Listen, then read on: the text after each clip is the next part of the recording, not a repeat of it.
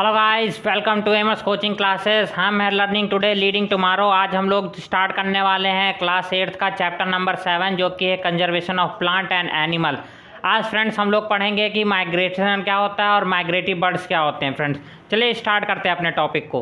देखिए फ्रेंड्स, यहाँ पे हम लोगों ने लिखा हुआ है माइग्रेशन। माइग्रेशन का मतलब क्या होता है उसको हम लोग समझ लेते हैं कि some birds who change their shelter from one place to another for some time, such process is known as migration. क्या होता है कि कुछ बर्ड ऐसे होते हैं जो अपनी जगह को बदलते हैं और एक जगह से दूसरी जगह चले जाते हैं। इस प्रोसेस को माइग्रेशन बोलते हैं। And such bird which migrate is known as migratory bird. और जो बर्ड इस माइग्रेशन को फॉलो करते हैं, जो एक जगह से दूसरी जगह जाते हैं, ऐसे बर्ड्स को हम लोग माइग्रेटरी बर्ड्स कहते हैं। और इनके बारे में कुछ और पॉइंट्स जान लेते हैं। These bird migrate for particular time. ये सारे जो बर्ड्स होते हैं ये एक पर्टिकुलर टाइम के लिए ही जो है माइग्रेट करते हैं, because of change in climate, क्योंकि जो क्लाइमेट में चेंज होता है उनकी वजह से। फॉर एग्जाम्पल जो है साइबेरियन क्रेन जो होते हैं, साइबेरियन जो क्रेन होते हैं फ्रेंड्स, वो जो है नॉर्थ पोल के पास रहते हैं। तो वो जो है वहाँ पर जब सर्दियों का मौसम आता है, आई मीन कि जो वहाँ पर दिसंबर और जनवरी का महीना होता है, वहाँ का तापमान जो होता है वो काफ़ी नीचे चला जाता है,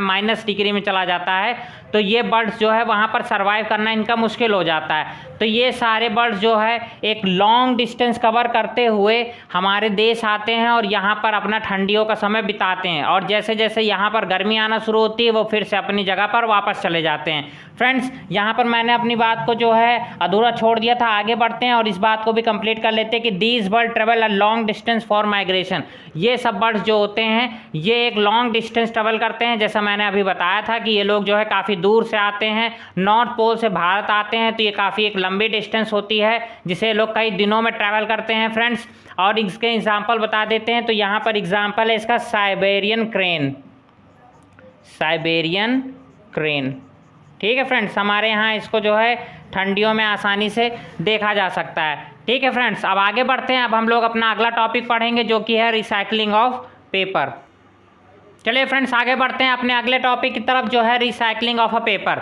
रिसाइकलिंग ऑफ अ पेपर क्या होता है friends? The process in which we reuse paper for many times. ठीक है, जिसमें हम पेपर्स का जो है कई बार यूज़ करते हैं। जैसे कि हम कहें कि हमारे पास जैसे पेपर होता है, कॉपी है, हम उनको जो है पहले यूज़ करते हैं। उसमें हम लोग जो भी अपनी पढ़ाई होती है उसको लिखते हैं, पढ़ते हैं, याद करते हैं। जब वो हमारे काम का नहीं रहता है तो फिर हम उन पेपर्स का क्या करते हैं, या तो हम उसका जो है कुछ क्राफ्ट में यूज़ कर लेते हैं, या तो उसके हम लोग कुछ एनवेलप बना लेते हैं, मतलब लिफाफे वगैरह बना लेते हैं। इस तरह के कुछ छोटे मोटे यूज़ करते हैं। अगर ये भी नहीं कर पाते हैं तो हम उसे क्या करते हैं, जो कबाड़ी होते हैं, रैक पिकर होते हैं, उन्हें हम वो चीज़ें जो होती है दे देते हैं।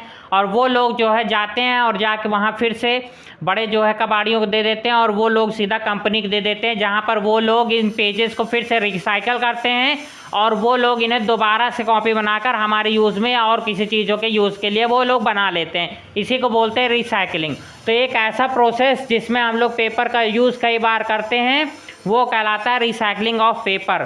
ठीक है फ्रेंड्स, तो यहाँ पर जैसे कि कुछ एग्जाम्पल के तौर पे जैसे making of envelope.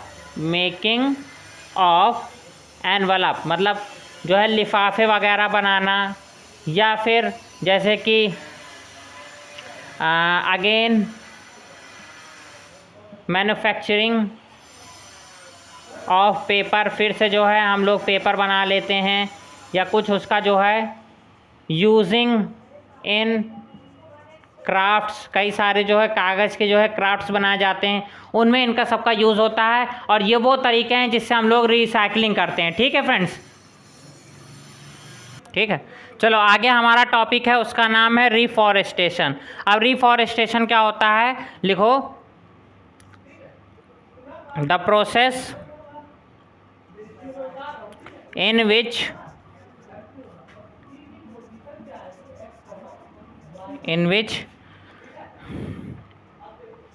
planting in the area where deforestation occur. जहाँ पर डिफॉरेस्टेशन हो गया हो वहाँ पे अगर हम फिर से प्लांटिंग करते हैं तो वो क्या कहलाता है, the process in which we planting, ठीक है, वी प्लांटिंग अगेन, ठीक है, हम लोग दोबारा क्या करें वहाँ पर फिर से जो है प्लांटिंग करते हैं, where deforestation occur, such process is known as reforestation, उसे क्या बोलते हैं, रिफॉरेस्टेशन बोल सकते हैं, ठीक है। देखो रिफॉरेस्टेशन दो तरह के हो सकते हैं, या तो ये नेचुरली हो सकता है या तो ये मैन मेड हो सकता है, नोन एज रिफॉरेस्टेशन। नमस्ते बेटा, नमस्ते, ठीक है। लिखो there are two types of reforestation, उधर से निकल जाओ। तो यहाँ पर दो तरह का रिफॉरेस्टेशन होता है, पहला होता है नेचुरल रिफॉरेस्टेशन और दूसरा होता है मैन मेड रिफॉरेस्टेशन, ये इसको आर्टिफिशियल भी कह सकते हो, ठीक है। इसी के साथ तुम्हारा ये चैप्टर जो है समाप्त हो गया है, ठीक है। अब अगली बार जो है हम लोग क्वेश्चन आंसर करेंगे, ठीक है। चलो।